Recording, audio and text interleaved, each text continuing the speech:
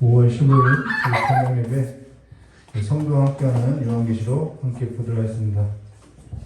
오늘 요한계시록 17장 1절부터 18절의 말씀을 가지고요. 세상을 이기는 자라는 제목으로 함께 나누도록 하겠습니다. 오늘 저와 여러분이 함께 나눌 그 요한계시록 17장 1절과 18절은 사실 본문은 길은데요.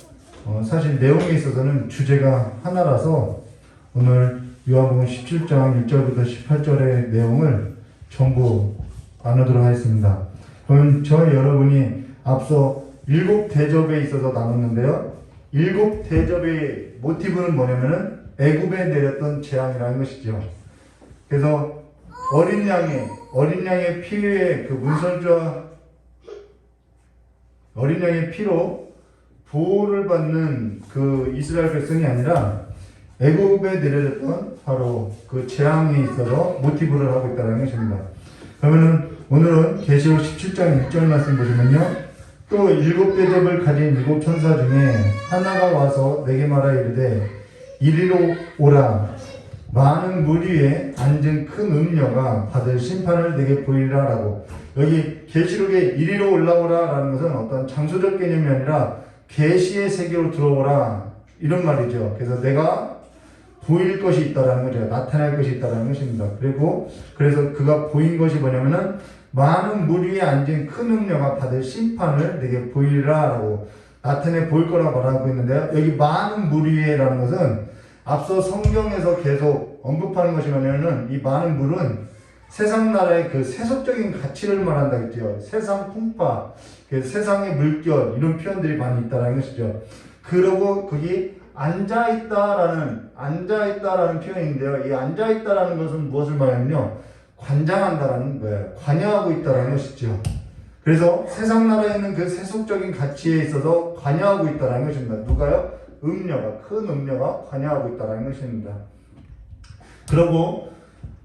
그러나 그가 받을 심판이 있다라는 것을 지금 보여주고 있다는 것이죠. 그래서 그가 받을 심판이 있다는 것은 그들이 관여하고 있는 것은 영원하지 않다라는 것을 하나님의 심판에 있고 한시적으로 살아가고 있다는 것을 보여준다는 것입니다. 근데 여기 큰 음녀라는 것은 무엇을 말하냐면요. 하나님과 반대되는 세력, 하나님에 반하여서 살아가는 삶을 큰 음료로서 이렇게 나타나고 있다는 것입니다.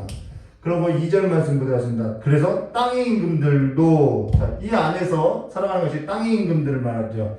땅의 임금들도 그와 더불어 음행하였고 땅에 사는 자들도 그 음행의 포도주에 취하였다 하고라고 여기 땅의 임금들도 그와 더불어 음행하였고 땅에 사는 자들도 그 음행의 포도주에 취하였다라고 이야기하는 것입니다. 음행이라는 것은 주일 오전 설교에도 언급했듯이 음행이라는 것은 사실 본래 하나님께서 사람을 하나님과의 관계 속에서 행복하게 살도록 설계되었다라는 거예요. 근데 하나님과의 관계 속에서 다른 뭔가 끼어들어왔다라는 것이죠. 그로 인해서 하나님과의 관계에 있어서 불성실하게, 불충성스럽게 됐다라는 것입니다. 그것이 음행이라는 것이죠. 거기로부터 나오는 모든 것이 다 죄악됨을 말해주고 있다는 것입니다. 그리하여 땅에 사는 자들도 그 음행의 포도주에 취하였다라고 말하고 있다는 것입니다. 여기 취하다라는 단어는 무엇과 같냐면요. 에베소서의 말씀에 보면은 술 취하지 마라. 오직 성령의 충만함을 받으라라는 것에서 지배되는 삶을 말한다는 것입니다. 지배됐다라는 것이죠. 무엇이 지배됐냐면요. 큰 음료가 관여하고 있는 이 세상 나라의 세속적인 가치에 있어서 지배되었다라는 거예요. 그것이 땅의 임금들이었고 땅에 사는 자들의 삶이었음을 말해주었다는 것이죠. 근데 이러한 것이 개인적인 문제뿐만 아니라 전 사회적인 문제이고요. 전 국가적인 문제라는 것이죠. 정치뿐만 아니라 경제, 교육, 문화도 마찬가지라는 것입니다. 사람들이 뭔가에 취하여 있다는 것이죠. 며칠 전 제 아내가 저희 딸에게 딸의 그 교육적인 환경에 있어서 이런저런 얘기를 하던 중 나는 지금 교육 환경을 다 따라갈 수도 없고 다 해줄 수도 없고 다른 학부모에게 이게 팁을 달라고 해도 내가 줄 것이 없고 나눌 것이 없어서 난 그냥 기도하던 중에 그냥 하나님께 구하게 됐다라고 이야기하는 거예요. 그래서 하나님께 구하고 하나님께 찾게 되었다라고 이야기하죠. 이 교육의 문제도 사실상 따라갈 수 없다라는 것입니다. 뭐 경제도 말할 것도 없죠. 뭐 물질 만능주의며 외모 지상주의며 그 가치 안에서 형성되는 모든 문화며 뭐 이런 건 말할 수 없다라는 것이죠. 그래서 이 세속적인 가치의 삶에 두지 않으려고 한다는 것이죠. 자, 그러므로 3절 말씀 보시면요. 곧 성령으로 나를 데리고 어디로 가요? 광야로 가니라. 내가 보니 여자가 붉은 빛 짐승을 탔는데 그 짐승의 몸에 하나님을 모독하는 이름들이 가득하고 7머리와 10뿔이 있으며 라고 이야기하죠. 여기 곧 성령으로 나를 데리고 광야로 가니라 라는 것은 예수 안에 있는 모든 성도가 사실상 마귀에게 있어서 시험받는 곳이 어디냐면 광야라는 것입니다. 근데 지금 예수 안에 살아가는 그 삶 자체가 고난이고 시험이고 마귀로부터 오는 그런 세상 나라의 그 세속적인 가치에 있어서 유혹을 끊임없이 유혹을 받고 살아가는 것이 성도들의 삶이라는 것이죠. 요한도 예수와 그의 말씀으로 말미암아 반모섬이라는 곳에 갇혀 지내게 됐음을 말해주고 있고 이때 당시에 성도의 삶도 그러하다는 것입니다. 자, 근데 여기 여자가 있고요. 이 붉은 짐승이 있다라는 것입니다. 이 여자가 붉은 짐승을 탔다라고 이야기해요. 근데 그 붉은 빛 짐승의 몸에 하나님을 모독하는 이름들이 가득하고 7머리와 10개의 뿔이 있다라고 말하고 있다는 것입니다. 이거 나중에 보고요. 4절 말씀 보도록 그 여자는 자줏빛과 붉은 옷을 입고 금, 보석, 진주로 꾸미며 손에 금잔을 가졌는데 가증한 물건과 그의 음행의 더러운 것들이 가득하더라. 자, 화려함 속에 담겨져 있는 것이 온통 가증한 물건과 음행의 더러운 것들임을 말해줬다는 것입니다. 이 여자는 자주색과 붉은색으로 붉은빛이 나는 붉은색의 옷을 입었다고 말한다는 것이죠.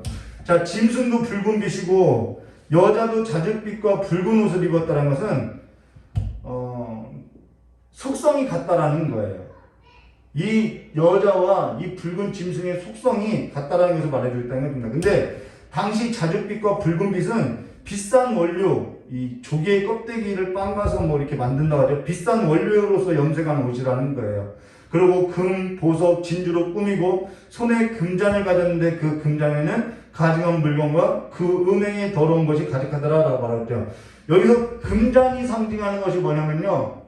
여러분, 로마 시대를 배경으로 하는 영화를 보면은 굉장히 화려하고 굉장히 호화스러운 생활을 하는 그런 귀족층을 보면은 다들 무엇을 갖고 있냐면 이 금으로 된 잔을 들고 있다라는 것입니다. 그래서 금잔을 상징하는 것이 뭐냐면 이때 시대적 상황이 성공을 말한다라는 거예요. 성공과 출세를 말한다라는 것이죠.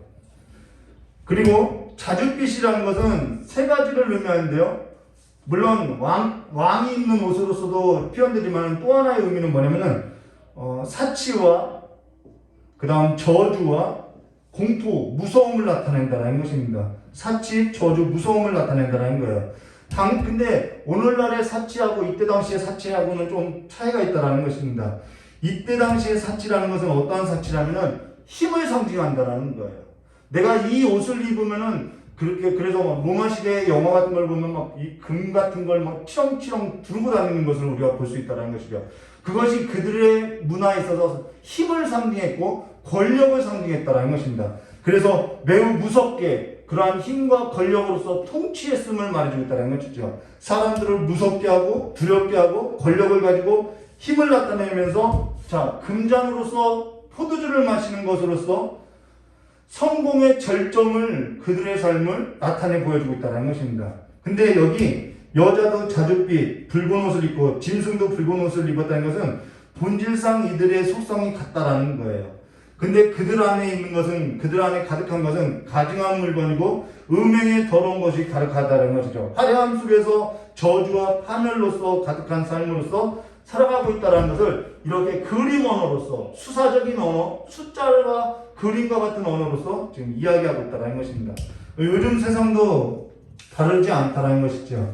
자, 그러고 5절 말씀 보도록 하겠습니다. 그의 이마에 이름이 기록되었는데 비밀이라 큰 바벨론이라 땅의 음료들과 가증한 것들의 어미라 하였더라라고. 어미라는 것은 뭐냐면 어머니라는 것은 성경에서 이런 말이죠. 거기로부터 우리가 낳고 거기로부터 우리가 젖을 먹었고 거기로부터 우리가 양육되었고 거기로부터 우리의 삶이 있고 거기에 우리의 뿌리가 있음을 나타내는 것이 바로 어미라는 단어라는 것입니다. 이들의 삶에 어디로부터 났다라는 거예요? 큰 성 바벨론, 땅의 음료로부터 났고 거기로부터 젖을 먹으며 거기서부터 양육되었고 거기서부터 삶의 뿌리를 두고 살아왔음을 말해주는 것이죠. 근데 여기 큰 바벨론이라는 것은 당시 로마 제국을 말한다는 것입니다. 베드로전서 5장 13절 말씀 보시면 이렇게 말씀하죠. 택하심을 함께 받은 바벨론에 있는 교회, 이때는 바벨론이 없는데 바벨론에 있는 교회에 너에게 문안하고 내 아들 마가도 그리하리라라고. 이때 당시 바벨론을 로마를 바벨론이라고 이렇게 표현했다라는 것입니다. 6절과 7절 말씀 보도록 하겠습니다. 또 내가 보매 이 여자가 성도들의 피와 예수의 증인들의 피를 취한지라. 무엇으로써 이들이 이렇게 즐거워했는지 볼 수 있죠. 내가 그 여자를 보고 크게 놀랍게 여기니 천사가 이르되 왜 놀랍게 여기느냐? 내가 여자와 그가 탄 7머리와 10뿔 가진 짐승의 비밀을 내게 이르라. 여기 예수를 고백하고 살아가는 성도의 삶이 어떠했는지 보여주고 있다는 것이죠. 오늘날도 세상의 물결, 세상의 풍조를 따르지 않고 이 큰 음녀가 관여하는 삶으로부터 벗어나서 예수와 하나님의 말씀을 지키고 살아가는 그 삶이라는 것은요, 쉽지 않다라는 거예요. 많은 시험이 있고요, 많은 유혹이 있고요, 많은 어려움을 겪게 된다는 것입니다. 신앙을 지키기가 그만큼 어렵다는 것을 말해줬다는 것이죠. 근데 여기 여자와 그 탄자 7머리와 10뿔을 가진 짐승의 비밀을 내게 이르리라 라고 말하면서 그 비밀을 지금 해석해주고 있다는 것입니다. 그것이 8절의 내용부터지요. 8절 말씀 보시면요, 내가 본 짐승은 전에 있었다가 지금은 없으나 장차 무정행으로부터 올라와 멸망으로 들어갈 자니 땅에 사는 자들로서 창세 이후로 그 이름이 생명책에 기록되지 못한 자들이 이전에 있었다가 지금은 없으나 장차 나올 짐승을 보고 놀랍게 여기더라 라고 이야기해요. 이거는 종말론에 관한 수사적인 표현으로서 우리가 종말이라고 하면은 무엇을 말하냐면요, 십자가 사건부터 예수님이 다시 오실 때까지가 종말이라는 거예요. 그래서 이 표현은 무엇을 말하냐면요, 예수 그리스도께서 십자가에서 죽으실 때 마귀를 완전히 멸했다는 것입니다. 그러고 그 마귀의 활동이 지금은 굉장히 미비하다는 거예요. 근데 우리는 그 미비한 것을 보고도 두려워서 떨고 있다는 것이죠. 근데 자기 때가 얼마 남지 않았다는 것을 알기 때문에 마지막 때 주님께서 와서 이 마귀를 완전히 무적행으로 넣을 때에는, 완전히 멸할 때는 이 끄트머리에 와서는 발악을 하게 된다는 거예요. 어찌됐건 믿는 성도들을 어찌됐든 넘어뜨리려고 한다는 것이죠. 그것이 점점점 더 심해질 것을 말해주겠다는 것입니다. 그러고 나서 9절 말씀 보겠습니다. 지혜의 뜻이 여기 있으니 곧 7머리는 여자가 앉은 7산이라. 여기 7머리는 여자가, 여기서 또 여자가 나오죠. 여자가 앉은 7산이라고 이야기하는데요. 많은 물 가운데 앉았다고 했다가 이번에는 7산이라고 이야기하는데요. 이 7산은 무엇을 말하냐면요, 역사를 아는 사람들은 로마가 7산 위에 세워진 도시라고 해서 이것은 로마를 나타난다라는 거예요. 그래서 계속해서 이때 당시에 그 세상의 중심이었던 로마를 지칭해서 말하고 있다는 것이죠. 자, 그리고 여기 10절 말씀 보시면 또 7왕이라.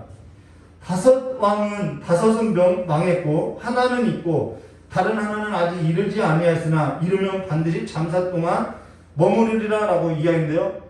이것도 수사적인 표현이에요.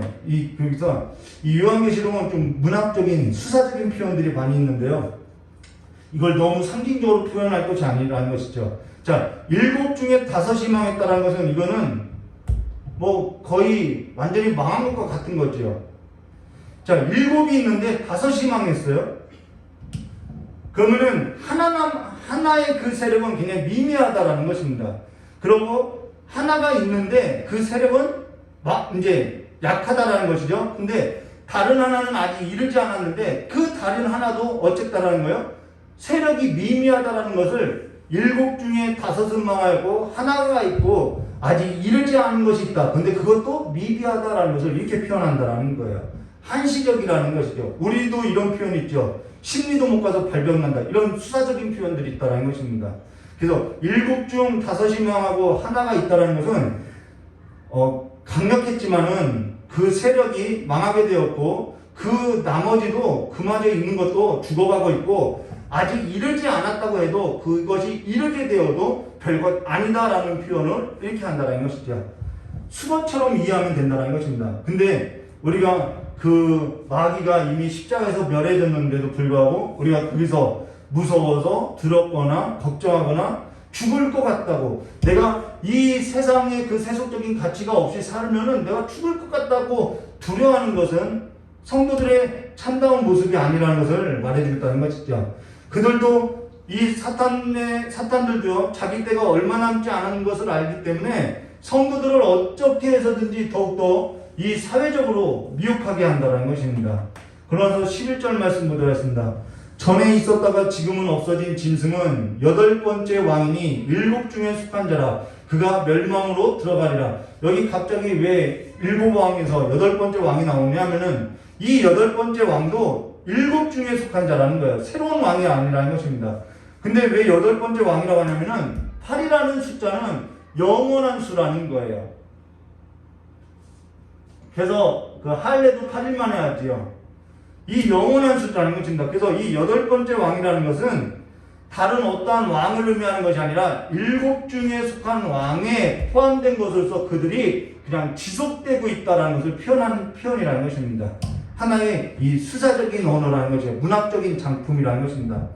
그래서 어떠한 것이든지 어떠한 세력이라든지 그 모든 세력이 다 어떻다라는 걸 이와 같이 멸망으로 갈 것이며 미비하다라는 것을 표현하고 있다라는 거예요. 그래서 12절과 13절 말씀 보도록 하겠습니다. 그래서 믿는 자에게 뭐하지 않아도 된다라는 거예요? 두려워하지 않아도 된다라는 거예요. 내가 보던 10뿔은 열왕이니 아직 나라를 얻지 못하였으나 다만 짐승과 더불어 임금처럼 한동안 권세를 받으리라. 그들이 한 뜻을 가지고 자기의 능력과 권세를 짐승에게 주더라라고 이야기하고 있으나 그들이 나라를 얻었느냐? 못 얻었다라는 거예요. 그들은 이기고 나라를 다 얻은 것처럼 호령하고 금잔을 들면서 성공의 절정인 것처럼 보이고 있으나 실상은 그들이 나라를 얻지 못했다라는 것을 표현하고 있다는 것입니다. 14절 말씀 보도록 하겠습니다. 그들이 어린 양과 더불어 싸우려니와 어린 양은 만주해 주시오. 이것이 성도들의 기백이라는 거죠. 신앙의 기백이라는 것이죠. 어린 양은 만주해 주시오. 만왕의 왕이심으로 그들을 이기실 터이요. 이게 우리의 신앙이라는 것입니다. 또 그와 함께 있는 자들, 곧 부르심을 받고 택하심을 받은 진실한 자들도 이기려다라고. 최종 승리는 그들에게 있는 것이 아니라 최종 승리는 누구에게 있냐면요, 어린 양께 있고 어린 양과 함께한 자들, 하나님의 부름을 받고 택하심을 받은 자들이 승리하게 된다는 것을 표현하고 있다는 거예요.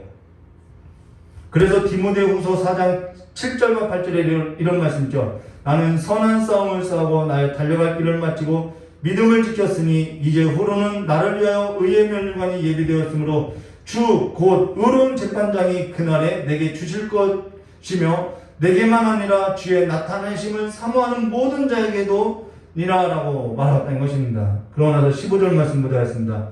또 천사가 내게 말하되 내게 본바 음녀가 앉아있는 물은 백성과 무리와 열국과 방언들이라.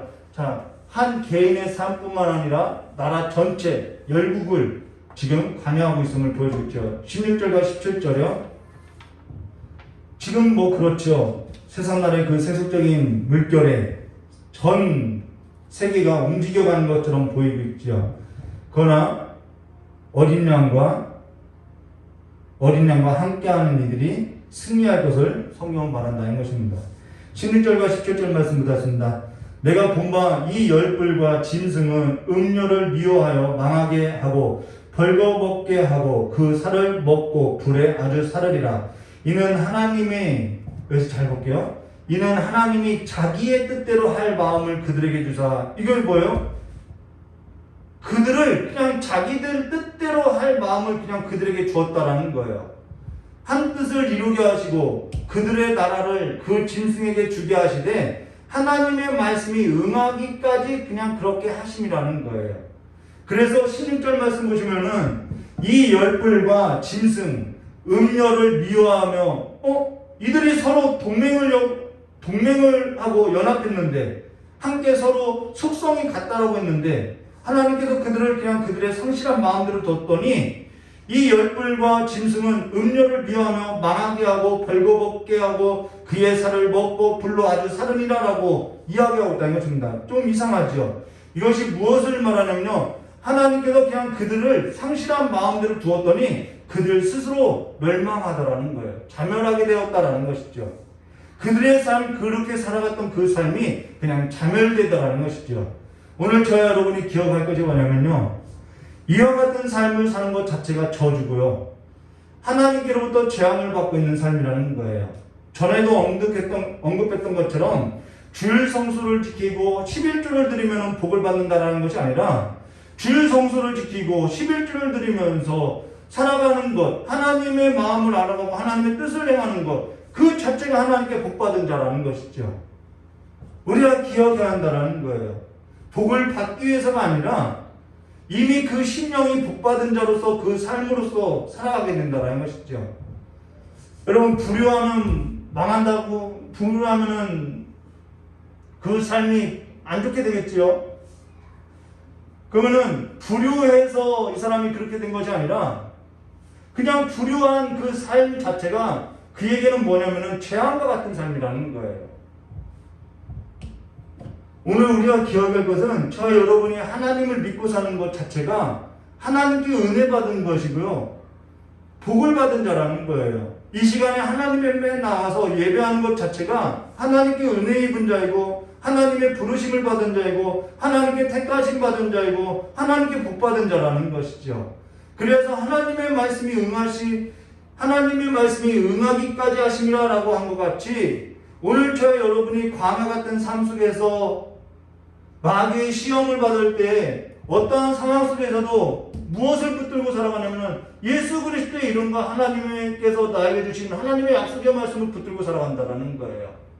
그것이 복이라는 것이죠. 그것이 하나님께로부터 복받은 자임을 말해줬다는 것입니다. 어떤 위협 속에서 하나님의 말씀을 붙들고 살아가는 것, 그것이 복받은 자라는 것이죠. 하나님께서 약속하신 말씀을 가지고 믿음 안에서 마귀를 대적하면서 살아가는 것, 환경이나 상황이나 땅의 임금들이나 땅에 사는 자들로 인해서 절망하고 낙심하고 두려워서 떠는 것이 아니라 하나님께서 내게 주신 말씀대로 내게 이루어지리라고 하는 그 믿음을 가지고 살아가는 것, 그것이 하나님께로부터 원천적인 복을 받고 살아가는 삶이라는 것이죠. 오늘 저와 여러분에게 들려준 그 하나님의 말씀이 살아 역사하는 믿음이 되시기를 주님의 이름으로 축원합니다. 살아있는 하나님의 말씀이 저와 여러분의 삶의 잔에 가득 담겨지시기를, 그래서 참된 하나님의 복된 자로서 살아가시기를 주님의 이름으로 축원합니다. 그들이 이 세상으로부터 승리하는 자들이라는 것입니다. 우리 이경준 목사님 나오셔서 기도해 주시고 우리 자유롭게 기도하도록 하겠습니다.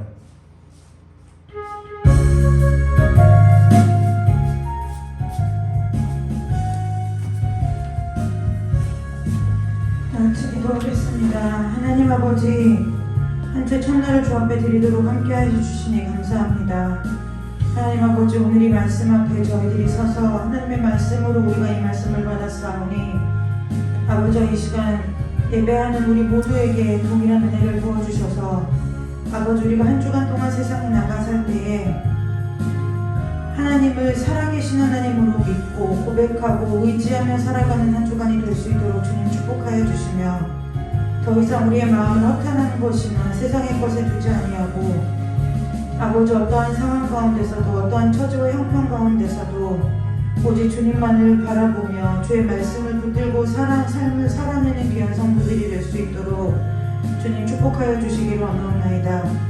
우리의 생각대로 축복과 저주를 만들어내고 우리의 생각대로 복을 만들어내는 나 자신을 우상 삼고 살아가는 어리석음에서 벗어나서 아버지 살아계시고 유일하시고 오직 참되신 하나님만을 나의 삶의 주인으로 내 삶의 전부로 모셔드리고 고백하고 그 고백에 합당한 삶을 살아낼 수 있도록 우리 안에 내주하시는 성령 하나님께서 우리를 도우셔서 아버지 하나님 한 주간 동안 세상 가운데서 승리하게 하시고 승리하는 것을 넘어서서 세상을 주님의 사랑으로 덮는 자들이 다 될 수 있도록 주님께서 두 손 들어 축복하여 주시기를 간절히 원하오며 거룩하고 존귀하신 예수 그리스도의 이름으로 감사하며 기도드리옵나이다. 아멘.